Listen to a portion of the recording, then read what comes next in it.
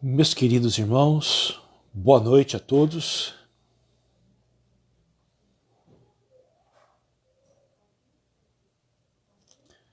Quantos de vocês estão chegando, já chegaram, estão se preparando para nosso momento de estudo das Escrituras?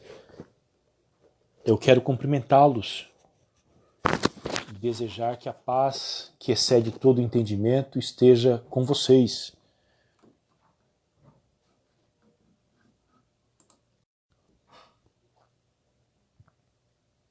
Tá aí o Wellington.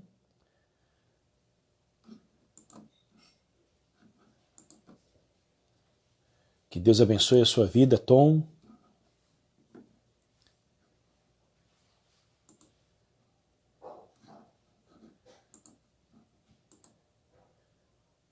Um abraço para a Celita, um abraço para o Nicolas e um beijo para o Noah. Dona Nália, que Deus te abençoe.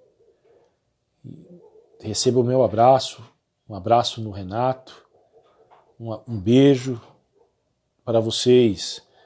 Jéssica, Renan, Silvana, eu acho que é o Alexandre, lá de Londrina, também está ligado com a gente. Meu amigo Alessandro, lá de São Paulo, a quem eu tenho muita estima. Deus te abençoe, Alessandro. Eu te amo muito, meu irmão.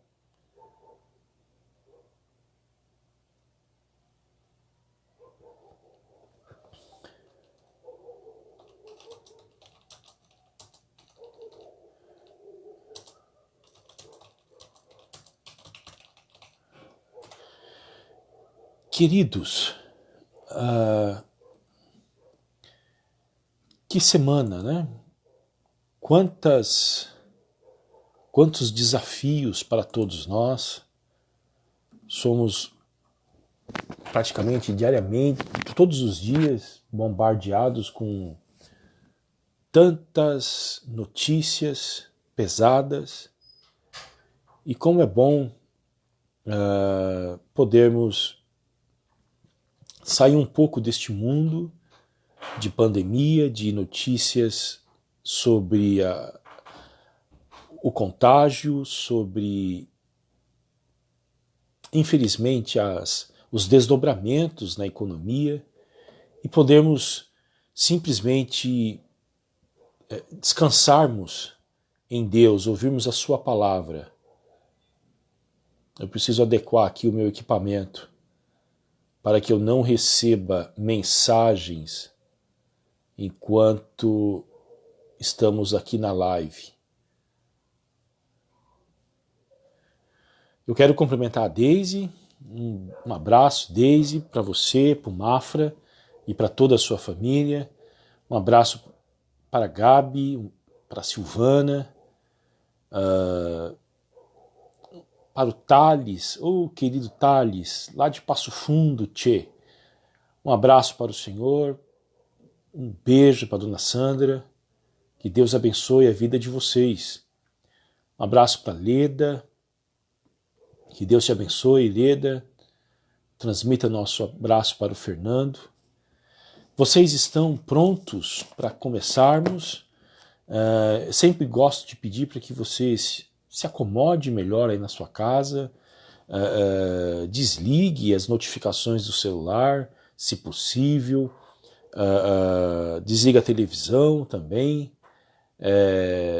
e pegue a sua Bíblia para a gente poder estudar a Bíblia, tá bom? Estudá-la. Nós vamos orar e eu gostaria, queridos, que vocês fizessem as perguntas, utilizassem esse espaço para poder fazer perguntas também, tá bom? Não deixem de fazer perguntas, não deixem de expor as dúvidas de vocês que surgirem ao longo do nosso estudo, tá? Na medida do possível eu vou respondendo e, do contrário, eu posso fazê-lo na conclusão do mesmo. Tudo bem? Atos dos Apóstolos é o texto que nós vamos estudar hoje, capítulo de número 14. Nós continuaremos com a nossa caminhada no livro de Atos, hoje estudando o capítulo 14, que ainda está fazendo parte da primeira viagem missionária do apóstolo Paulo, sobretudo as regiões da Ásia Menor, onde ele evangelizou e plantou igrejas. E hoje veremos a atuação do apóstolo em duas cidades da Ásia Menor, Icônio e também a cidade de Listra, capítulo 14 do livro de Atos dos Apóstolos. Que a palavra de Deus encontre espaço no seu coração, ela é viva, ela é eficaz e ela pode produzir frutos profundos para a sua vida, para a minha vida, e que esta palavra tenha um impacto nesta noite no seu coração. Vamos orar? Pai, nós te damos graças por tudo que o Senhor nos tem dado. Te damos graças pelos benefícios do Evangelho, a esperança, a libertação da culpa, ó Deus, a expiação dos nossos pecados, a justificação.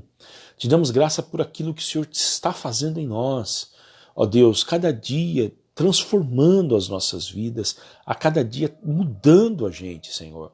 Nós te damos graças por isso. Nós queremos, ó Deus, orar nesta noite e pedindo para que o Teu Espírito Santo ilumine a nossa mente, para que possamos compreender as verdades reveladas em Cristo Jesus através das Escrituras. Que o Teu Espírito faça algo bonito em nós, que o Teu Espírito promova a glória do nome de Jesus, nos traga uma profunda alegria neste mundo de tanta aflição, de tanta ansiedade, de tanto medo, Senhor. Nós oramos, ó Deus, e pedimos a Tua bênção sobre toda a nossa igreja aqui em Balneário Camboriú, mas oramos também por aqueles que, ó Deus, estão acompanhando nesse instante a nossa live, para que o Senhor possa abençoá-los, aonde quer que eles estejam, Senhor.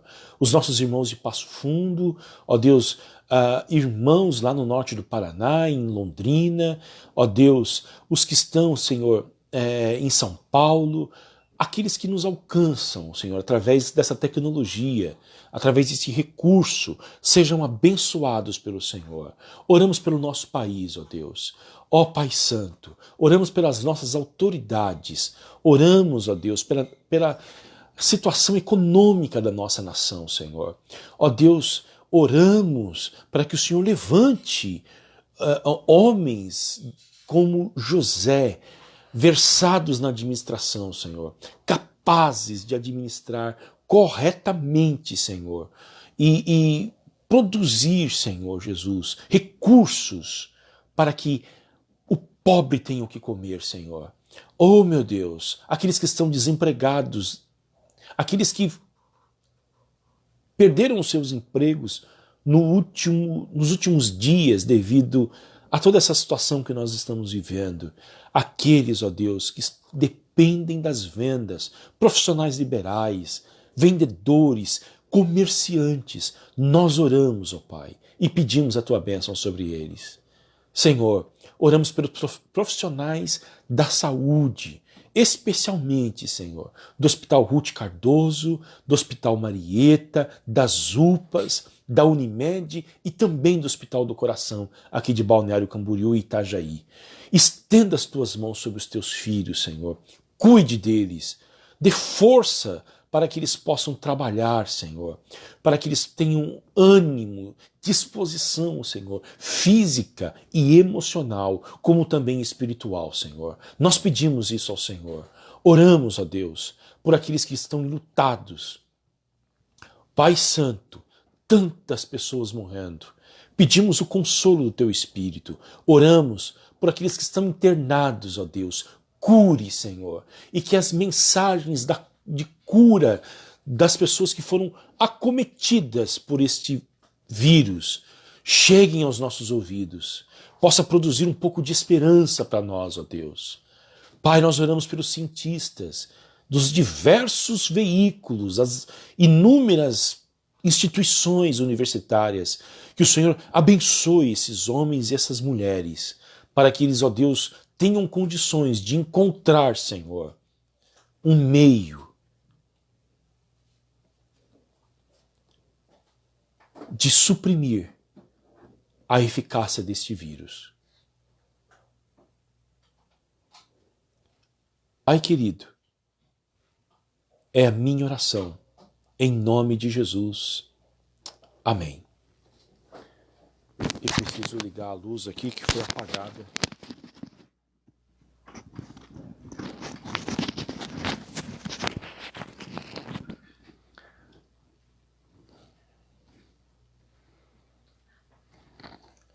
Por gentileza, está um pouco fraca ainda. Tem que deixá-la mais... Isso, obrigado. Queridos, Atos dos Apóstolos, capítulo 14. Todos vocês estejam com as suas Bíblias abertas para juntos meditarmos nas Escrituras Sagradas. Primeira viagem missionária do apóstolo Paulo. Região da Ásia Menor, que compreende Turquia. Nós encontramos algumas verdades riquíssimas para todos nós hoje. Pensando hoje à tarde de que Lucas, na verdade, escreve este livro de Atos, e ele tem, especialmente nesse capítulo 14, uma intenção dupla de revelar duas coisas, queridos. Na verdade, uma intenção de revelar duas coisas. Desculpe a redundância.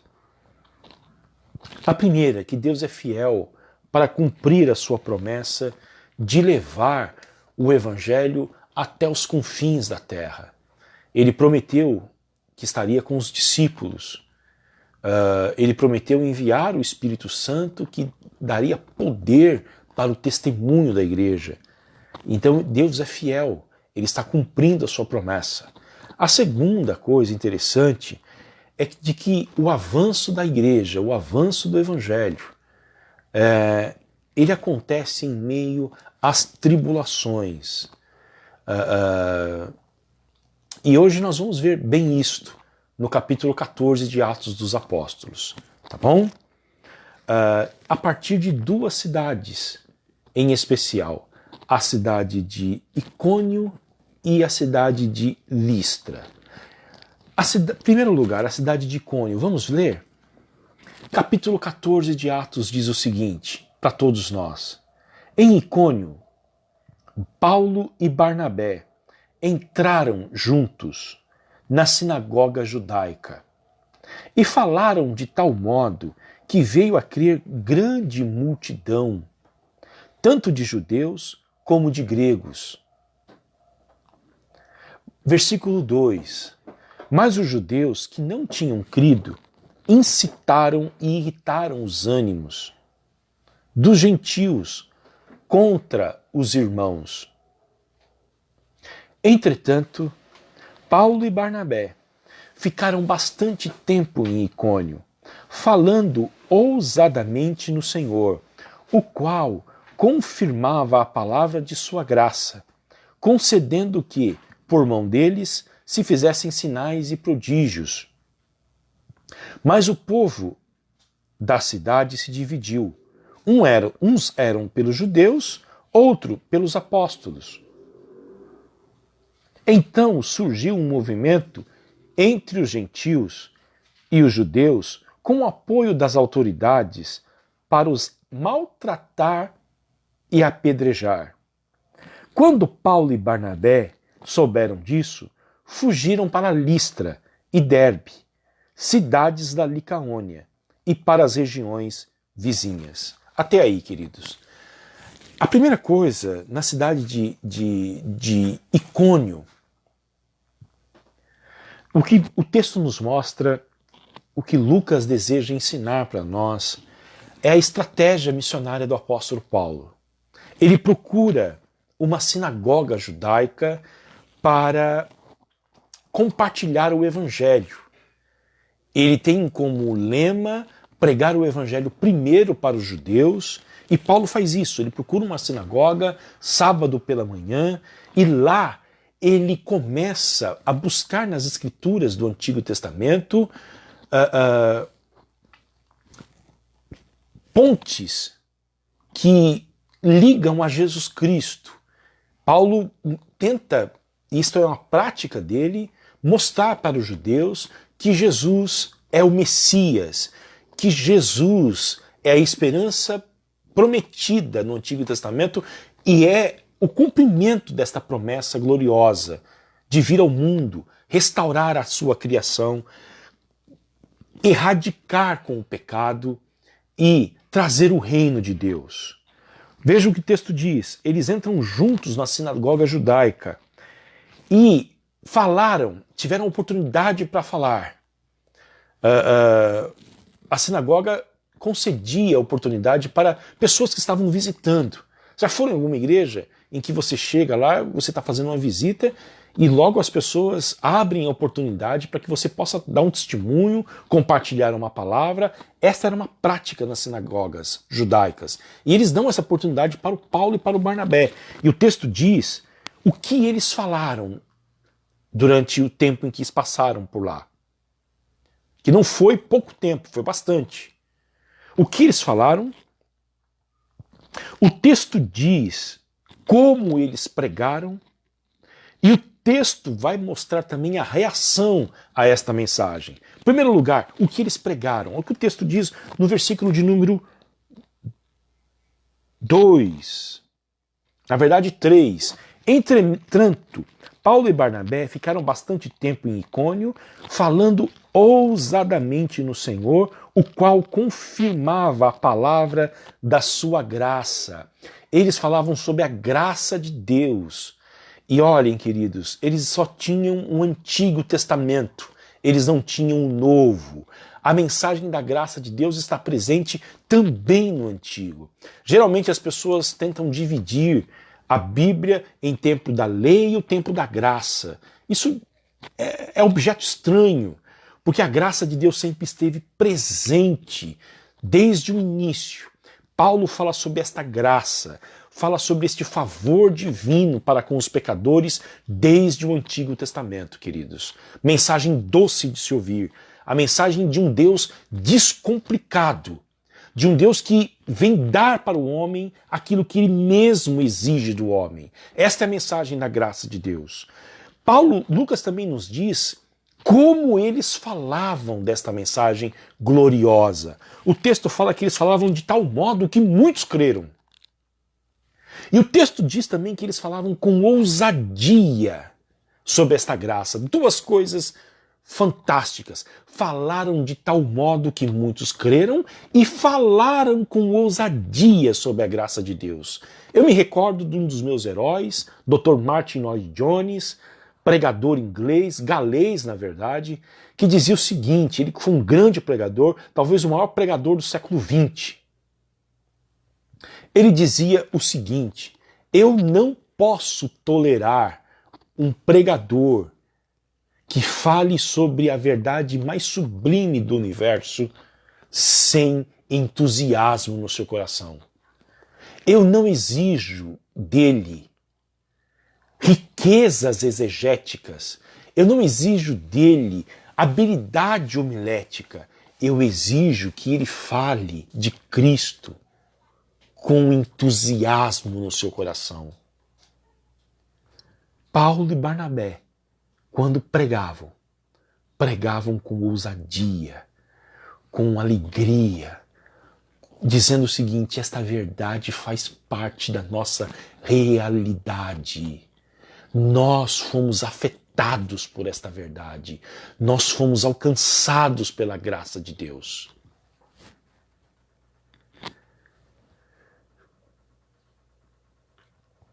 Você pode compartilhar o Evangelho. O importante é, mais do que a sua habilidade teológica,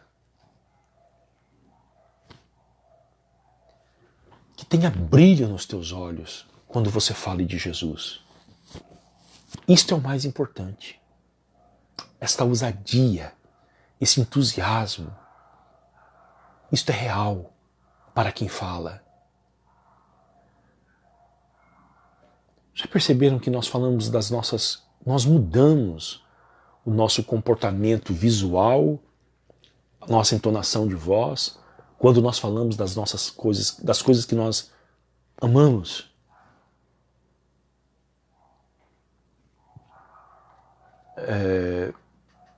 Falamos de futebol, nós falamos com entusiasmo, não falamos do nosso partido político, dos nossos hobbies. E aí quando nós falamos de Cristo, baixamos o tom, não tem vida. Eles falaram com ousadia sobre a graça de Deus. Qual foi a reação a esta mensagem, queridos? Lá na cidade de Icônio. Qual foi a reação? Atos dos Apóstolos, capítulo 14. O texto diz, a primeira coisa, que uma grande multidão creu. E hoje eu lendo esse texto, passei a tarde com ele, eu glorifiquei a Deus, porque há esperança. Há esperança para a nossa igreja, há esperança para a nossa cidade. Deus pode trazer uma multidão para crer.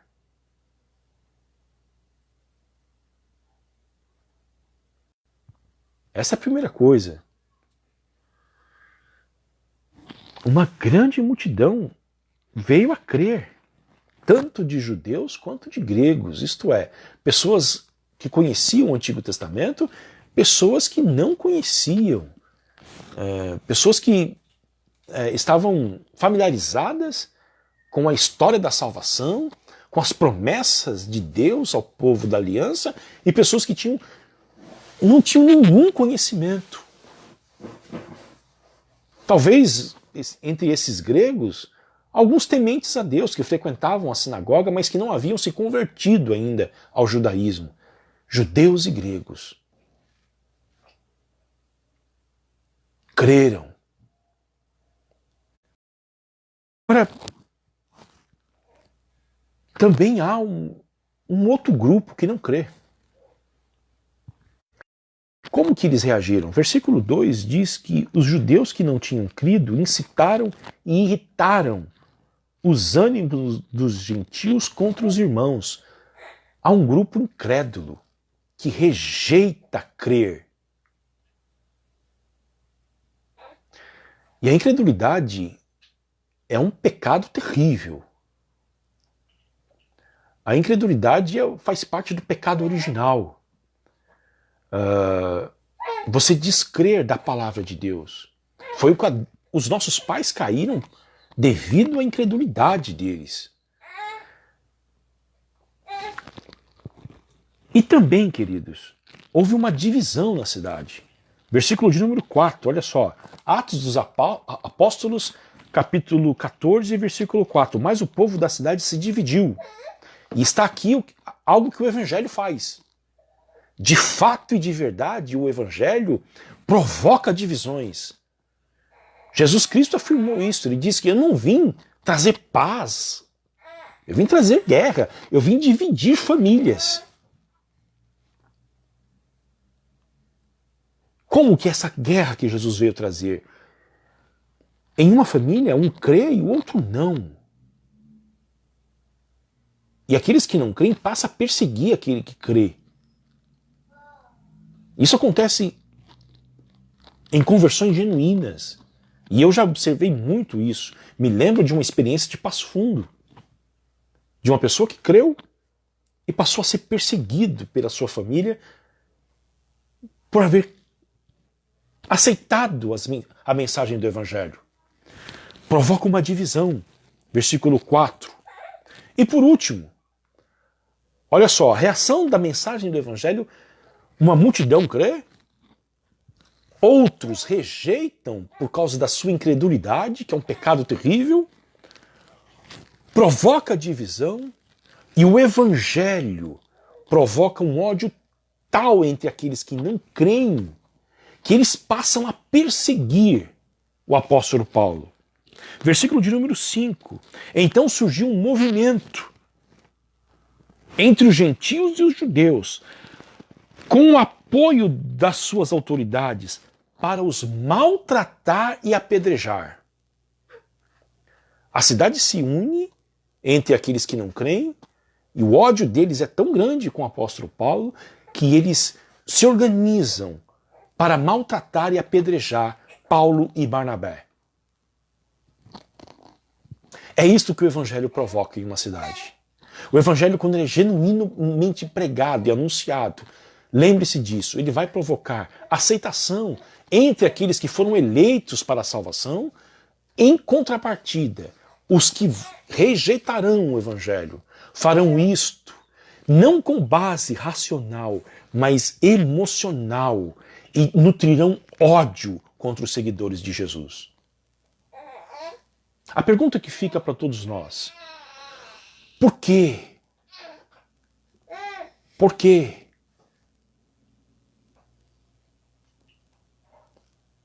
O evangelho não é tão perseguido assim no nosso contexto? É uma pergunta que eu deixo no ar.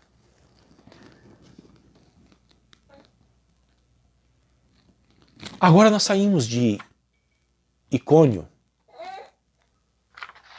Nunca se esqueçam de que existe essa cidade, tá bom? Icônio. E nós vamos para a cidade de Listra. Atos dos Apóstolos, capítulo 14, versículo de número 7. Os apóstolos fogem. Eles percebem a dinâmica da cidade que tenta apedrejá-los e maltratá-los, e eles fogem. Não? Eles preservam as suas vidas. Eles não se oferecem para o martírio. Fogem. E eles vão para essa cidade, uma cidade já com característica completamente diferente. É uma cidade rural, de acordo com as pesquisas. Não é um grande centro. Talvez eles pensassem em se refugiar, fazer um retiro espiritual na cidade de Listra. E o que eles fazem lá, queridos? Paulo, versículo de número 7, anuncia o evangelho. Ele não mensagem ou evangelho. Paulo não tem outra mensagem para pregar. Ele prega o evangelho em Antioquia, um grande centro para os intelectualizados judeus da sinagoga. Paulo prega em Icônio esta mensagem. Paulo prega em Listra. Por quê? Não importa o contexto de onde nós estamos. A necessidade do homem é a mesma. O homem necessita das boas notícias que vêm de Deus. O ser humano necessita do anúncio do evangelho.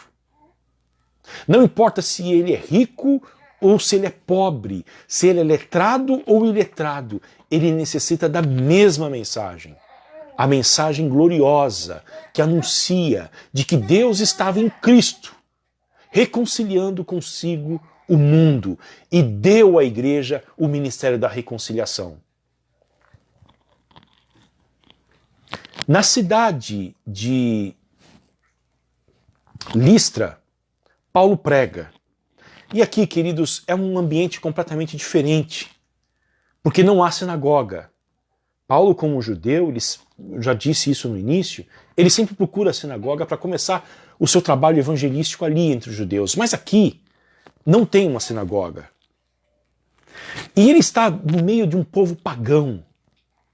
Certamente é um povo que não tem nenhum conhecimento da história da salvação.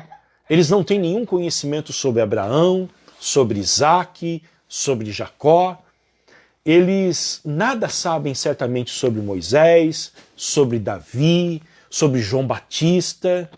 Como nós vamos evangelizar e anunciar o evangelho para essas pessoas? Estou dizendo isto Porque eu me lembro que fui surpreendido uma vez pela minha esposa, que me perguntou, depois de ter contato com seus colegas de trabalho, como que ela iria evangelizá-los. Pessoas secularizadas, pessoas que nunca tinham tido contato com as escrituras. E eu me lembro que a Eliane chegou para mim e disse, Fábio, como que eu faço para falar de Jesus para essas pessoas? Elas não sabem nada da Bíblia, nunca tiveram contato com a Bíblia. Elas não sabem da história de Israel, elas não sabem que Jesus é o cumprimento das antigas promessas que Deus fez ao povo judeu. Como que eu vou compartilhar Jesus com eles? E às vezes, eu às vezes me deparo com pessoas que nunca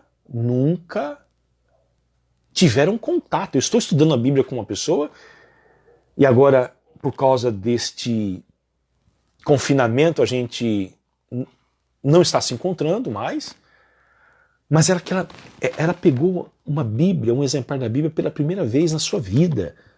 Ela não sabia que existia o Antigo e o Novo Testamento. Como que nós vamos contar a mensagem do Evangelho para ela? Eu fui muito ajudado e muito abençoado por um homem que vem sempre ao Brasil, chamado Michael Gorin. Alguns que estão aí na página, eles sabem, já o escutaram, Pedrinho. Eu vi agora que o meu amigo lá de Campinas, o Rafael, entrou. Ele sabe muito bem disto. O Gorin, ele exemplifica para a gente, nos ensina como compartilhar o Evangelho, usando 4 pontos. O primeiro deles, falar sobre a criação de Deus, de um Deus criador. Um Deus que criou o mundo, criou os seres humanos. E a criação é boa. Deus declara que ela é boa. Deus cria os seres humanos e os coloca em um jardim para desfrutar das bênçãos dele, da companhia dele, para frutificar, coloca eles como regentes da criação. Esse é o primeiro ponto. Um Deus criador. A criação é fruto de um trabalho intencional de Deus.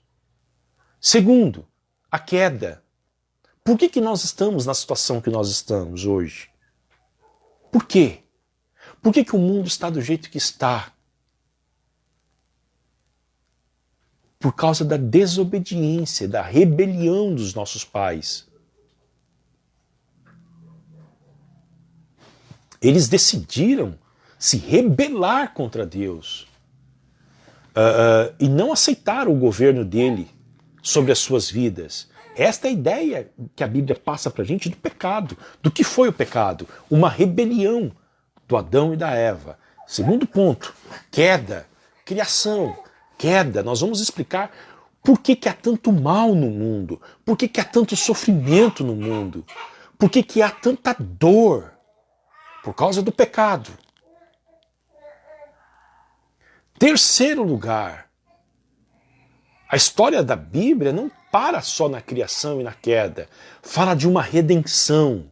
Fala de alguém que veio ao mundo para consertar o estrago que o pecado fez. Que os nossos primeiros pais fizeram de se rebelar contra Deus. Houve um homem que veio ao mundo e não se rebelou contra Deus. Muito pelo contrário, ele foi submisso até as últimas consequências. E ele consertou aquilo que o pecado fez. Agora, existe o já e o ainda não. Nós estamos agora entre a redenção, que é o terceiro tópico, e a consumação de todas as coisas. Nós estamos caminhando para o grande momento final, o dia em que esse Jesus Cristo haverá de voltar ao mundo para consumar o seu reino que ele implantou na sua primeira vinda. Portanto, falamos do Evangelho para quem nunca ouviu o Evangelho e para quem escuta também o Evangelho. Desses 4 pontos: a criação, a queda, a redenção em Cristo Jesus e a consumação de todas as coisas. Nós estamos entre a redenção e a consumação. Eu vi a história de um pastor escocês, e quem conta essa história é Sinclair Ferguson. Ele disse que um pastor muito bem preparado teologicamente foi enviado para uma região remota da Escócia para ser pastor presbiteriano em uma igreja lá. E ele constatou que o conhecimento bíblico dos membros da igreja era muito escasso, e ele disse que daria a vida dele inteira para ensinar a Bíblia para essas pessoas que pouco tinham contato com a Bíblia, mas tinham uma fé em Jesus Cristo. E ele disse que fez um pacto com os presbíteros de passar durante toda a vida que ele ficasse ali como pastor ensinando essas 4 coisas para os membros da igreja: criação, queda, redenção e a consumação de todas as coisas. Que coisa linda! Se a gente entender essas 4 verdades, me parece que nós vamos entender todas as escrituras, toda a escritura, toda a história nossa, de onde nós viemos, fomos criados por Deus, por que as coisas estão do jeito que estão hoje, o que Deus fez para consertar e o que Deus promete fazer no futuro. É uma história muito bonita. E é o que nós podemos compartilhar com aqueles que não creem e que estão desesperados, estão aflitos, estão ansiosos devido a essa situação histórica que nós estamos vivendo. Lá na cidade de Listra, o texto de Atos nos mostra que alguém em especial foi alcançado pelo Evangelho.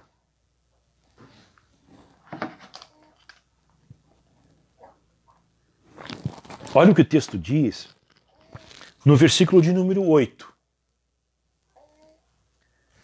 E como que eu sei que alguém foi alcançado com o Evangelho na cidade de Listra? Porque o texto de Lucas diz que havia um homem coxo,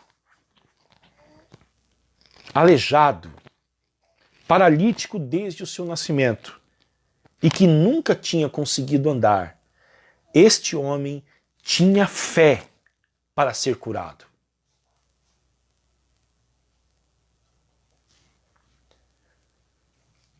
Eu disse que ele foi alcançado pelo Evangelho. Por quê?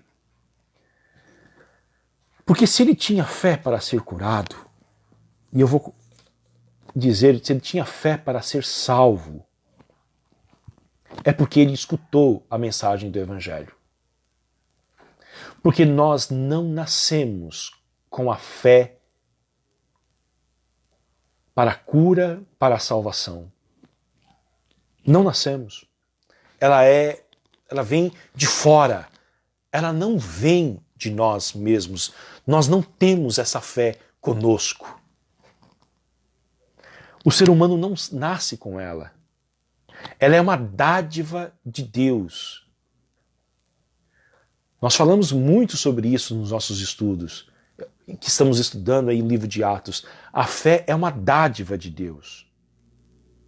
O homem não nasce com essa fé. Ele pode nascer com uma fé natural, mas essa fé é insuficiente para agradar a Deus. Graças a Deus. Pois tudo o que Ele exige de nós, Ele nos concede gratuitamente. Porque Deus exige esta fé de nós, mas nós não temos. E o que Ele faz? Ele nos concede esta fé gratuitamente. Tá bom? Efésios 2, Paulo vai falar sobre isto. Nós somos salvos. Vamos ver? Abrem a Bíblia de vocês e acompanhem comigo Efésios capítulo de número 2.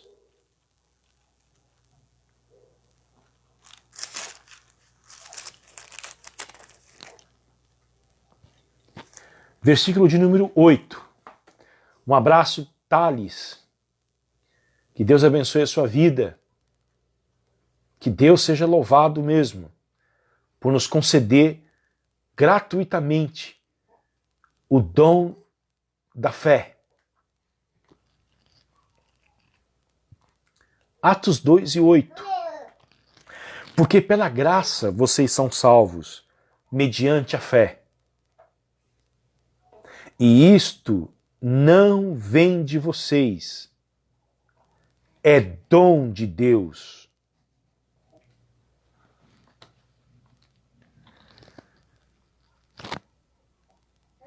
Nós necessitamos desta fé para nos aproximarmos de Deus. Sem fé é impossível agradar a Deus. E a incredulidade, ela afasta o homem de Deus, enquanto que a fé conduz o homem a Deus. E o que é esta fé? O que é viver por esta fé? Nós podemos afirmar que é uma vida onde nos colocamos no lugar cada vez mais de desconfiança em nós mesmos e passamos a confiar mais em Deus e na sua fidelidade para conosco. Vou repetir. A fé é se aproximar de Deus e passar a confiar cada vez menos em si mesmo e com isto confiar cada vez mais em Deus e na sua fidelidade.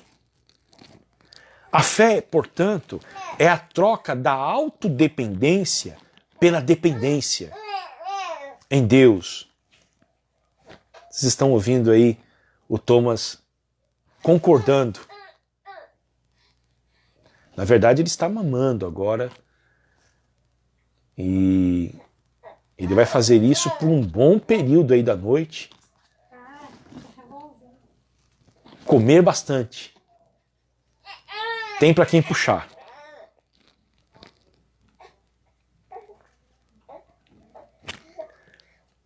Ok, queridos? A fé é a troca da autodependência pela dependência. É essa mudança de paradigma, onde a incredulidade que é mãe dos demais pecados, como o orgulho, a autossuficiência. E o que é esta autossuficiência, queridos? A autossuficiência é o desejo de estar no controle de tudo. Por que às vezes essas situações em que nós estamos vivendo, elas mexem tanto com a gente? Porque ela nos mostra que nós não controlamos nada. E a raiz da incredulidade é o desejo de controlar tudo. Estar no controle de todas as questões da vida. Sua vida financeira, a sua vida profissional, sua vida familiar, a sua vida pessoal. Desejo de controlar. E ser autossuficiente, não depender de ninguém. E aí o mundo desaba diante de nós e a gente se vê indefesos, fracos e voltamos os nossos olhos para aquele que tem todo o poder.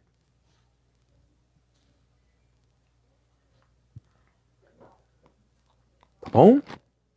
Quero convidar você a abrir um texto comigo para vocês verem essa verdade. Abacuque, texto clássico do Antigo Testamento, livro do profeta Abacuque, capítulo de número 2 e o versículo de número 4. Vocês vão ver a correlação entre o orgulho e a fé, a autossuficiência e a fé verdadeira que gera uma dependência de Deus. Abacuque 2 e 4, o que diz o texto sagrado? Eis que a sua alma está orgulhosa, a sua alma não é reta nele, mas o justo viverá pela sua fé. O justo é distinto, ele vive por fé. O injusto, o ímpio, ele é orgulhoso. A alma dele não é reta, ele é autossuficiente. O oposto disso é uma pessoa dependente, uma pessoa que crê, ela abre mão de toda a prerrogativa de querer controlar a sua vida, se auto-afirmar em salvação própria, mas eu não tenho nada nas minhas mãos para te dar, mas eu vim aqui para receber tudo de ti. Não tenho nada para te oferecer. Abro mão da minha vida, abro mão do controle da minha vida e eu, a partir de agora, dependo de ti. Esta é uma característica de alguém que vive por fé. Do contrário, de acordo com o profeta Abacuque, é alguém orgulhoso, autossuficiente. Como que nós encontramos esta fé? Onde essa fé é encontrada, já que ela não vem de nós não nascemos com ela. Ela é um dom de Deus. Geralmente as pessoas lamentam de que elas não têm fé. Ou elas falam algumas palavras dizendo o seguinte: eu gostaria de ter a fé que você tem. Mas essas são desculpas esfarrapadas. Por quê? Porque o acesso à fé está disponível a todos. Entre aqueles que não creem e aqueles que creem, mas que ainda têm uma fé fraca. São iguais àquele personagem dos evangelhos que fala para Jesus o seguinte: Senhor, eu creio, mas me ajuda na minha falta de fé. Abram a Bíblia de vocês aí comigo, Romanos, capítulo de número 10, versículo de número 17, onde essa fé é encontrada. Romanos 10 e 17, o que diz o texto sagrado? E assim, a fé vem pelo ouvir, e o ouvir pela palavra de Cristo. Eu vou repetir, Romanos 10 e 17, o apóstolo Paulo diz que a nossa fé é encontrada quando nós escutamos o Evangelho. Quando o Evangelho é pregado, e não é qualquer palavra, é a palavra de Cristo, logo pressupõe o Evangelho. É o que os reformadores ensinavam, dizendo que o cristão tem apenas um órgão que mais importa, que é justamente os seus ouvidos. E por que as igrejas de tradição reformada enfatizam tanto e dão tanto valor à pregação? Justamente isto, porque é um meio de graça, é onde Deus promove a fé do seu povo e também concede fé àqueles que não creem. A fé vem por ouvir, e ouvir da mensagem do Evangelho. É preciso ouvir se você não tem fé. E é preciso ouvir mais o Evangelho ainda, se você já tem fé, mas percebe que a sua fé ainda é pequena. Ouvir, ouvir e ouvir. Em terceiro lugar, qual é o exercício principal desta fé que Deus concede aos homens, exemplificado por esse paralítico lá em Listra? Que é um retrato de todos nós. Não conseguimos andar, não conseguimos caminhar, precisamos de cura, precisamos de salvação. O exercício principal da fé é a contemplação da glória de Cristo. Eu quero que você abra a sua Bíblia comigo em 2 Coríntios, capítulo de número 3. Gostaria que vocês expressassem se estão com dúvida, se tem alguma pergunta. Por favor, compartilhe conosco. 2 Coríntios, capítulo de número 3.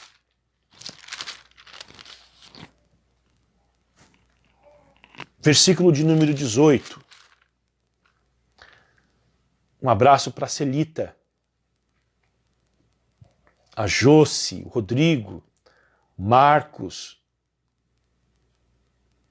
Deus abençoe a vida de vocês.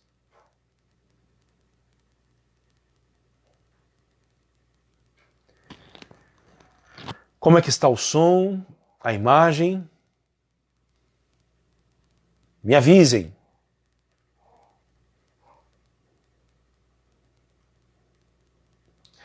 Nosso irmão Jefferson, lá de Passo Fundo, está com a gente também. Um abraço, Jefferson. Um beijo para a Andréia e para suas crianças. Saudades de vocês.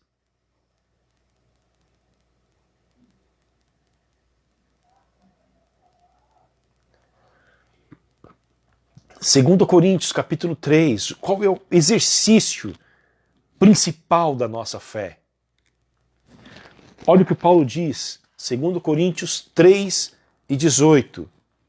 E todos nós, com o rosto descoberto, contemplando a glória do Senhor, somos transformados de glória em glória, na sua própria imagem, como pelo Senhor, que é o Espírito.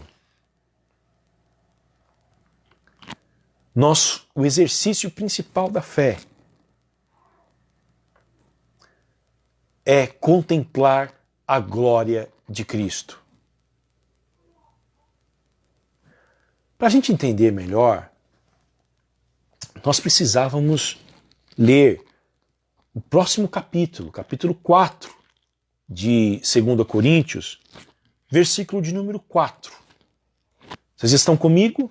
Estão com a Bíblia perto de vocês? 2 Coríntios 4 e 4. Olha o que o apóstolo Paulo diz. Nos quais o Deus deste mundo cegou o entendimento dos descrentes,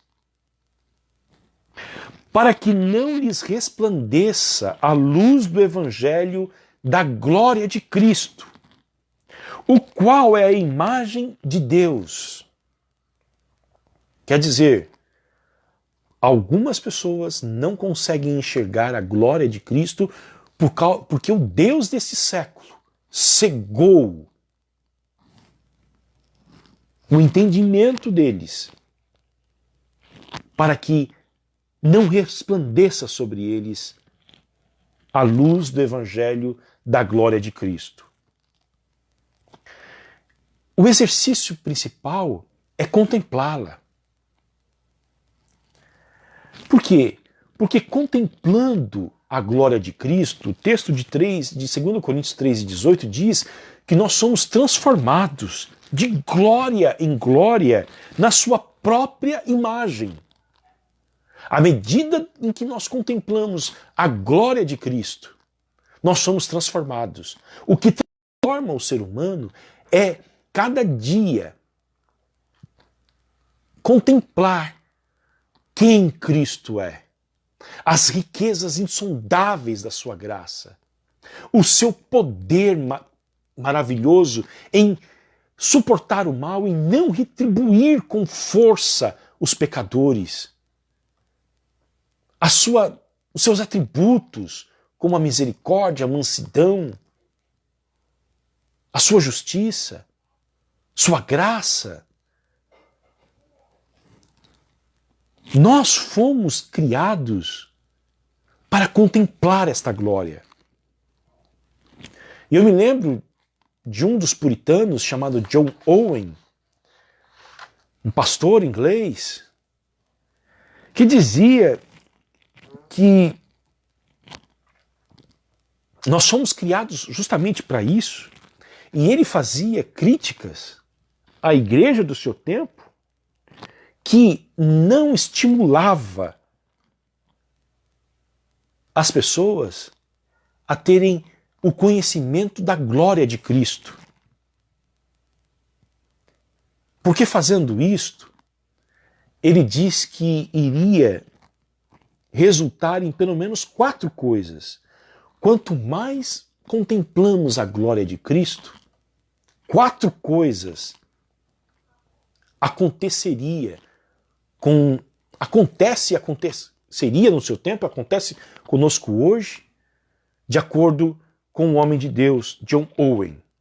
A primeira delas, ele diz que a caminhada cristã seria mais doce e saudável. Diante das provações da vida, a nossa caminhada seria mais doce e agradável. Segundo, nós teríamos diariamente nova luz e força espiritual. Terceiro, nós iríamos mostrar com maior facilidade a glória de Cristo no nosso viver, para os nossos vizinhos, para os nossos parentes, colegas de trabalho. Em quarto lugar, a própria morte deixaria de ser temida e seria bem-vinda para muitos. Porque à medida em que você experimenta esta glória aqui, e contempla esta glória aqui, e você está vivendo, avançando para experimentá-la na sua totalidade, você não vai mais temer a morte. E me parece que este é um desejo de Deus, de revelar a sua glória a todos nós. Mas ele já deseja revelar essa glória agora, e não apenas no futuro. Jesus Cristo disse na oração sacerdotal, que nós estudamos na semana passada, o seguinte: Pai, meu desejo é que aqueles que me deste estejam comigo onde eu estiver, para que vejam a minha glória, a qual me deste, pois me amaste antes da fundação do mundo. Isto é o Evangelho de João, capítulo 17, versículo 24. O desejo é mostrar esta glória. E o exercício da fé é justamente isto, enxergarmos diariamente a glória através de Cristo Jesus.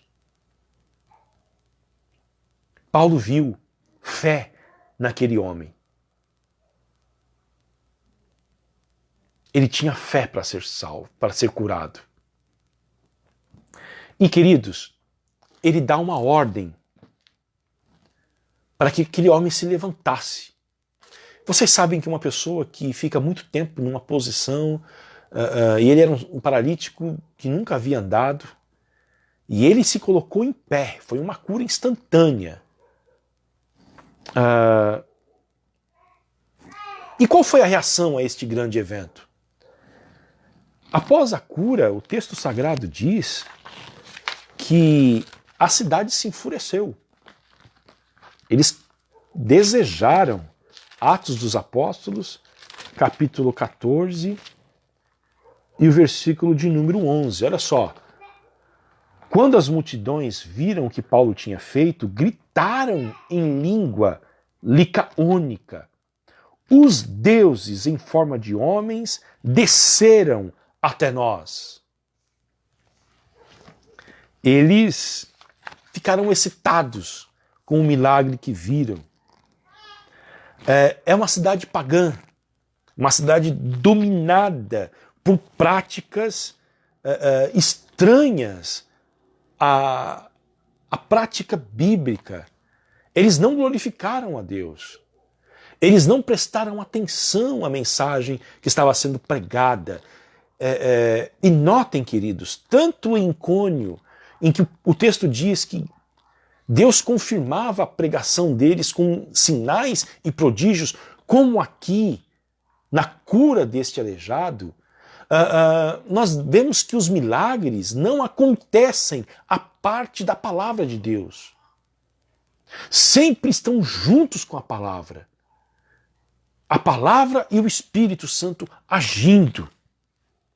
Mas a reação desses pagãos é de oferecer um sacrifício. Olha só o que o texto diz.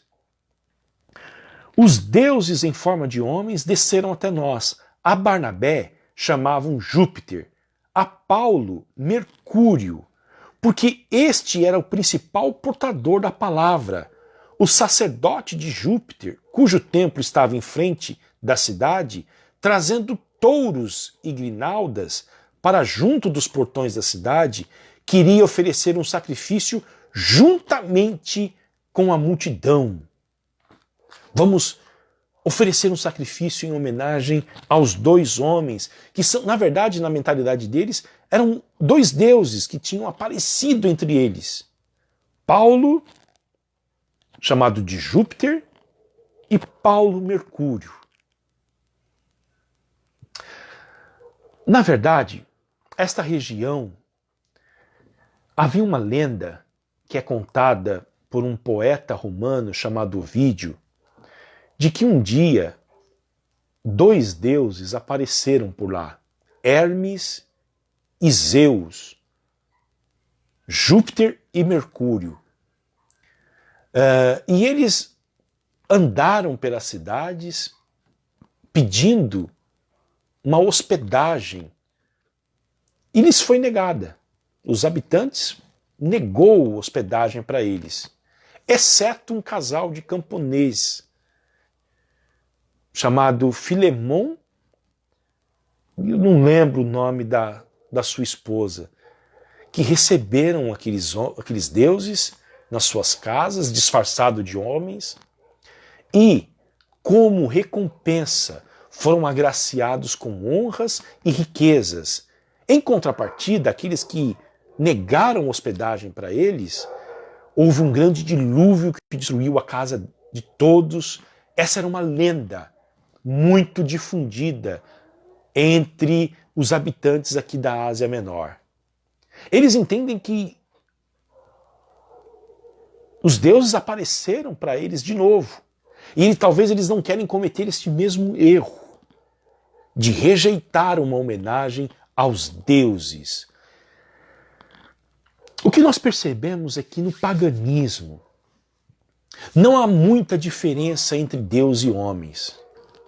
Este espanto que deve existir entre Deus e os homens, ele é diminuído. E não é muito longe, muito distante, em que os homens concedem aos homens atribuições e honras que são reservadas somente para Deus. Mas Paulo e Barnabé se enfurecem, eles não aceitam. Olha o que o texto diz. Porém, ouvindo isto, os apóstolos Barnabé e Paulo, rasgando as suas roupas, saltaram para o meio da multidão, gritando: Senhores, por que estão fazendo isto? Eles não aceitam nenhum tipo de homenagem para eles. Eles não aceitam a ideia de que eles são pessoas especiais, são a encarnação do próprio Deus entre eles. Eles se enfurecem. E olha o que eles dizem. Nós também somos seres humanos como vocês, sujeitos aos mesmos sentimentos, e anunciamos o Evangelho a vocês para que se convertam das coisas vãs ao Deus vivo. E aí Paulo vai falar que o anúncio do Evangelho é justamente para isto, para suprimir todo tipo de idolatria, para suprimir o misticismo e também o paganismo. E o Evangelho faz com que o homem abandone essas práticas vazias e passe a crer num único Deus verdadeiro. E Paulo vai falar pelo menos 3 coisas acerca de Deus aqui. A primeira delas é o Deus Criador, olha só, que fez o céu, a terra, o mar e tudo o que há neles. Lembra do que eu disse sobre a criação, queda, redenção e consumação? Olha aqui, Paulo tem essa ideia também, ó. Não é só o gorrinho, não. Deus Criador, ele se revela para toda a humanidade como um Criador. O Salmo 14 diz que só os idiotas dizem nos seus corações que não há Deus. Deus deu sobejas provas da sua existência através da criação. A segunda é que Deus deixou as nações, os povos, seguir o seu próprio caminho durante um período de tempo. Olha só o que ele diz. Nas gerações passadas, Deus permitiu que todos os povos andassem nos seus próprios caminhos. Deus permitiu que as nações escolhessem aquilo que elas iriam adorar, a produção cultural, a forma política. Deus deixou. Em terceiro, ele não deixou de dar testemunho em todo o tempo, olha só, da sua ação, da sua bondade, da sua graça aos seres humanos. Versículo 17. Contudo, não deixou de dar testemunho de si mesmo, fazendo o bem, dando a vocês chuvas do céu e estações frutíferas, enchendo corações de vocês de fartura e de alegria. Quer dizer, este Deus glorioso é um Deus da graça comum, que abençoa com farturas, com chuva, com alegria aqueles que não o conhecem. Portanto, agora chegou a hora, de acordo com o apóstolo Paulo, de que vocês abandonem a crença de vocês nos ídolos e se voltem para este Deus. E por fim, a reação da cidade. Versículo de número 18. Dizendo isto, foi ainda com dificuldade que impediram a multidão de lhes oferecer sacrifícios. Entretanto, chegaram judeus de Antioquia e Icônio e instigaram as multidões, apedrejaram Paulo e o arrastaram para fora da cidade, dando-o como morto. Lembra do início que eu falei que a missão avança, o evangelho é pregado, o reino de Deus avança, não obstante, ele avança com muita perseguição, com provações, com sofrimento. Paulo foi apedrejado e arrastado para fora da cidade e dado como morto.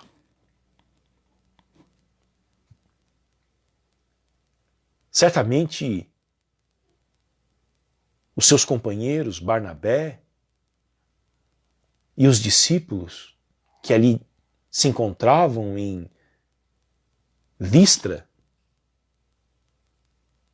olharam e disseram o seguinte: este homem não está mais vivo, ele morreu, é impossível viver depois de receber tanta pedra, de ser tão maltratado. Foi arrastado, apedrejado. E aí, queridos, não sei se é familiar a você, a multidão, momentos antes, tentou oferecer sacrifícios às suas deidades para homenagear Paulo e Barnabé como deuses. Frustrada, ela apedreja Paulo e tenta matá-lo. Eu não sei se vocês se lembram de que num domingo Jesus Cristo entrou em Jerusalém e uma grande multidão gritou para ele: Hosana, bendito que vem em nome do Senhor. Na sexta-feira, esta multidão vai dizer: crucifica-o.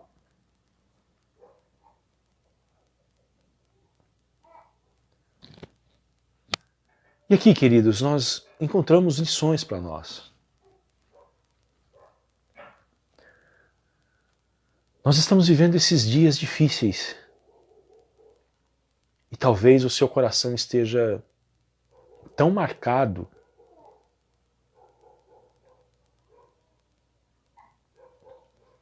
por aflições, por ansiedades, por adversidades.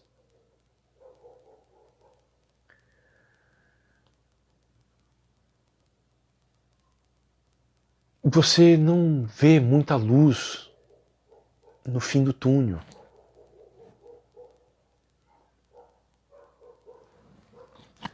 Mas Paulo foi dado como morto. Mas o versículo 20, Lucas encerra a narrativa sobre a missão de Paulo em Listra, dizendo o seguinte: mas quando os discípulos o rodearam, ele se levantou e entrou na cidade.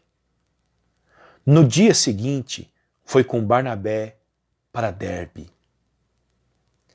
Este é o poder de Deus, que é capaz de levantar homens e mulheres que estão na beira da morte, que perderam completamente a esperança, e levantá-los e fazê-los continuar a sua caminhada, a sua jornada.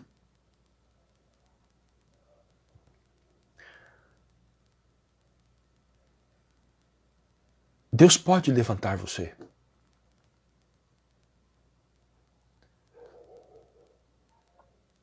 Deus pode te sustentar. Deus pode, no meio da crise, em que você acredita que tudo chegou ao fim, em que o teu cenário é só de desespero, de dificuldades, mas Ele pode te visitar, pode te levantar e restaurar você de tal forma que no dia seguinte, a uma grande tribulação, você continue caminhando para cumprir o propósito de Deus que Ele designou para a sua vida. O apedrejamento não tem a última palavra.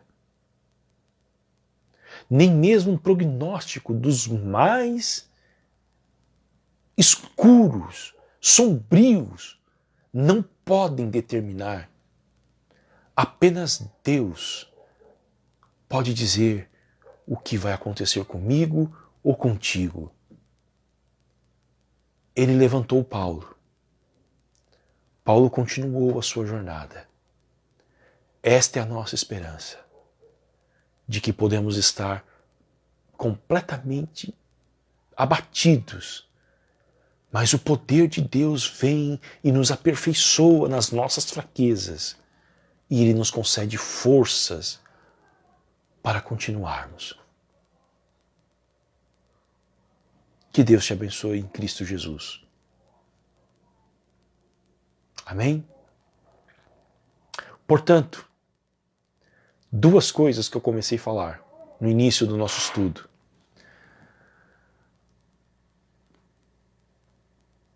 Deus é fiel para cumprir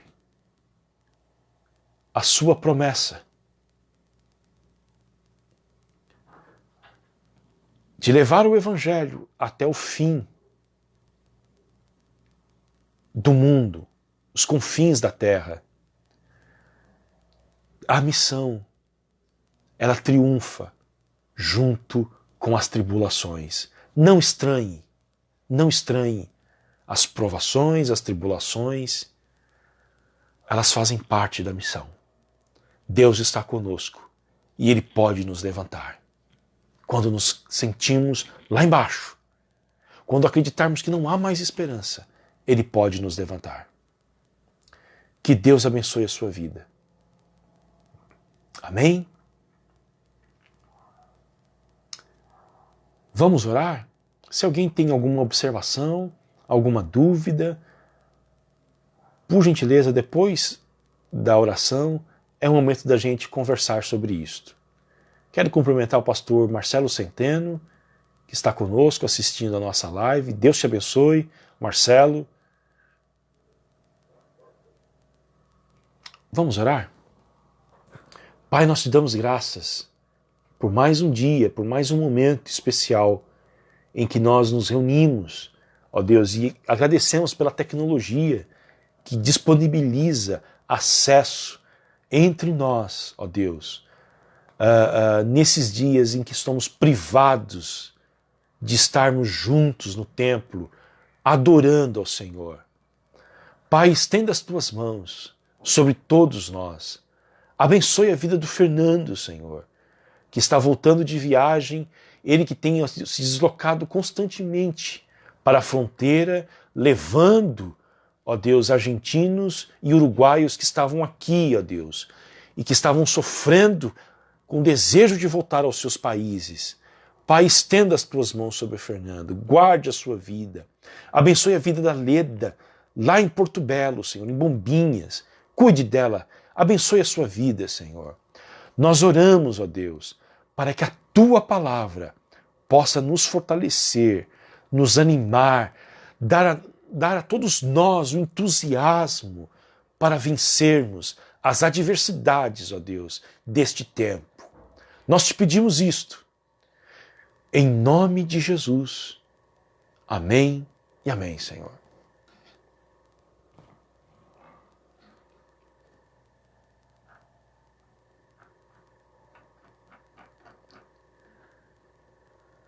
Alguém deseja fazer algum pedido de oração?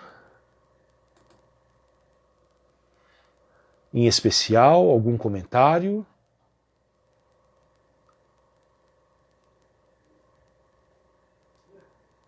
Como que vocês estão?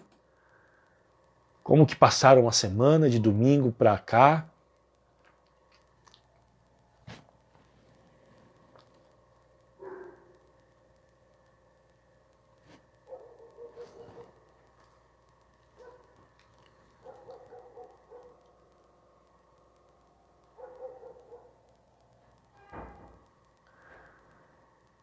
Estou vendo aqui algumas mensagens. Dona Romilda, que Deus abençoe a senhora.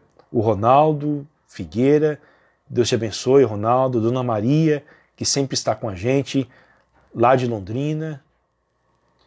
Mais uma vez, eu cumprimento vocês. Recebam o nosso abraço. A Ruana, a Gabi, Deus abençoe. Thales, Dona Nália, Amanda. Um beijo, Amanda, um beijo no Hector.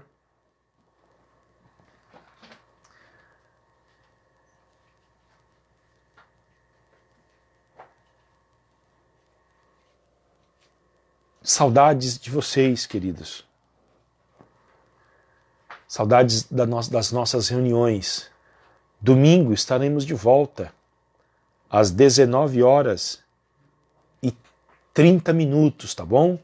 Hoje eu cometi um erro, postei uma mensagem das 20h30, mas foi um ato falho, tá bom? Todas as quintas-feiras, como de costume, às 20h e depois, lá no nosso espaço, no domingo, às 19h30. Tá bom? Que Deus os abençoe em Cristo Jesus. Continuamos firmes, lutando, uma grande batalha na mente todos esses dias. Então, mais uma vez, eu quero desafiá-los a cuidar da vida devocional, da oração, do jejum, da leitura da Bíblia,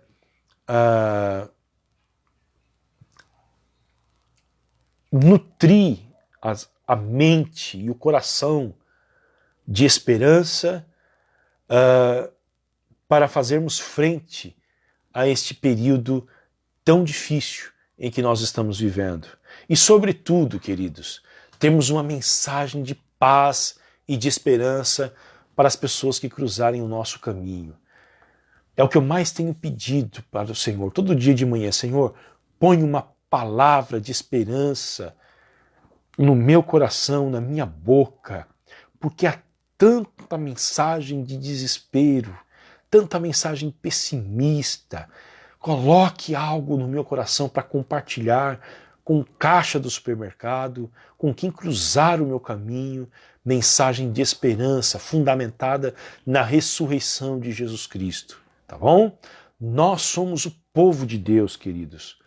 Nós somos a comunidade da aliança e anunciamos as grandezas daquele que nos chamou das trevas para a sua maravilhosa luz. É isto que deve sair dos nossos lábios, tá bom? Um abraço a todos, que Deus abençoe, a alegria de encontrá-los. Eu confesso que não vejo a hora de chegar na quinta-feira para me encontrar com vocês, tá bom? E agora no domingo. Já estou com essa expectativa de vê-los todos domingo às 19h30 aqui nesta plataforma. Alexandre, Patrícia, recebem o meu abraço, tá bom? Vocês que estão aí em Londrina, um beijo no coração. E eu aguardo vocês aqui para voltar a morar aqui em Balneário com muita ansiedade, tá bom? Um beijo no coração de vocês. E o Carlito tá por aí hoje? Eu não vi nenhuma manifestação dele. Como é que ele tá? Tá vivo? Cadê o senhor, Carlito?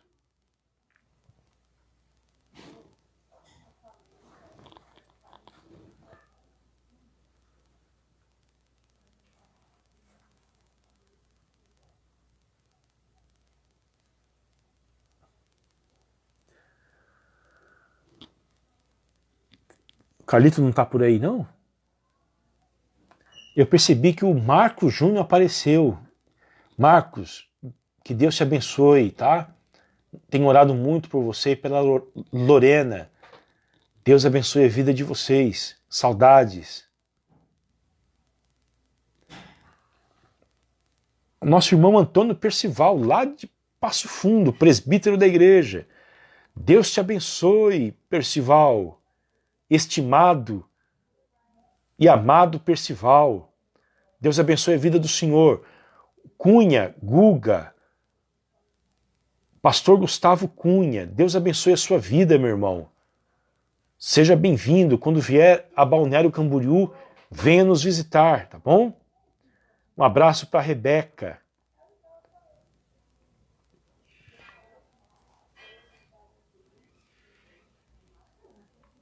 Que alegria este momento. Seu Hernani, Deus te abençoe, seu Hernani. Um abraço para Dona Margarete. Saudades de vocês. Humberto, que Deus te abençoe, Humberto, o seu trabalho, a sua família, a Alessandra, a Carol. Um abraço para o Rodrigo. Deus te abençoe, Rodrigo. Um beijo grande na Cassi e um abraço no Pedrinho.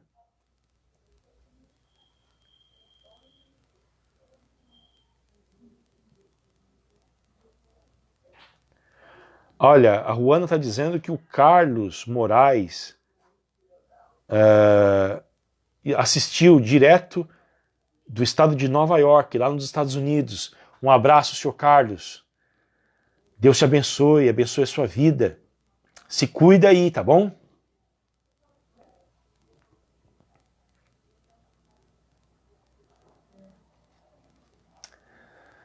Que bom tê-los aqui.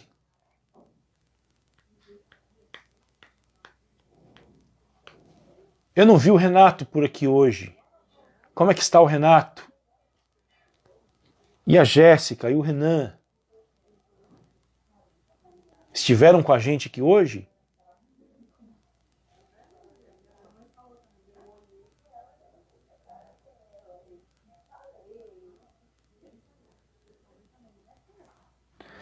Um beijo no coração, Leda. Nós temos muitas saudades de você e também do Fernando, tá bom? Celita, manda o meu abraço pro Nicolas e um beijo pro Noah. Ah, dona Nália, o Renato tá por aí? Mande o meu abraço para ele, dona Nália. Que saudades do Renato, viu? Da senhora também.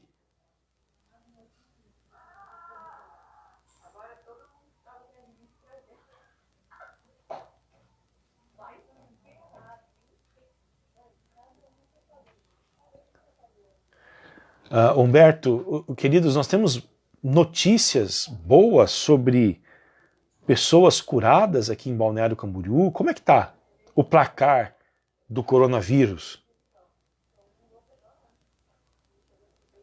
Marciele, ô Marci, um abraço. Manda o meu abraço pro Kleber também. Saudades de vocês.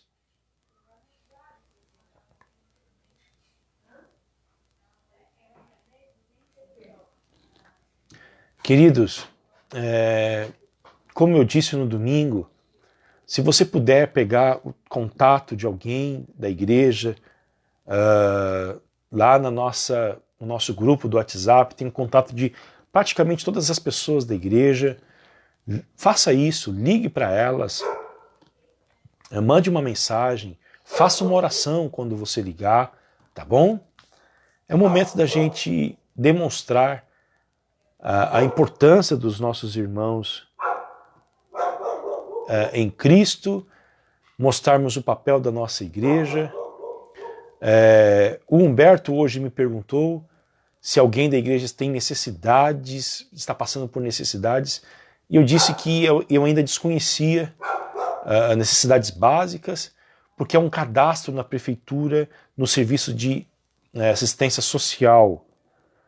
Se vocês conhecerem alguém em condições de vulnerabilidade, precisando de recursos como uma cesta básica e de outros, falem com o Huberto, que trabalha na prefeitura e ele tem informações sobre o cadastro, tá bom?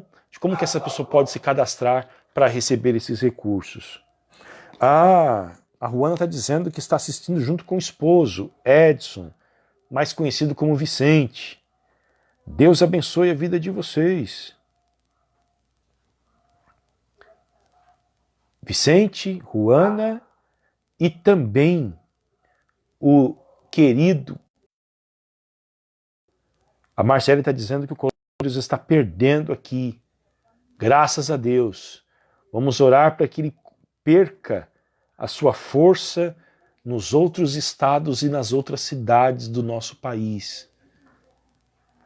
Orar para que os cientistas sejam iluminados por Deus para encontrar meios de suprimir a força deste vírus.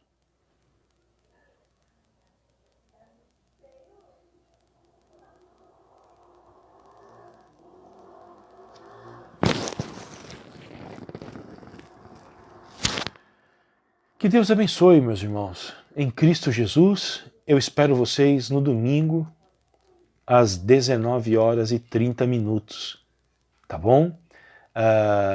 E se você puder compartilhar essas lives, para que a gente alcance o maior número de pessoas, façam isto, tá bom? Um abraço, que Deus abençoe, uma boa noite a todos em Cristo Jesus.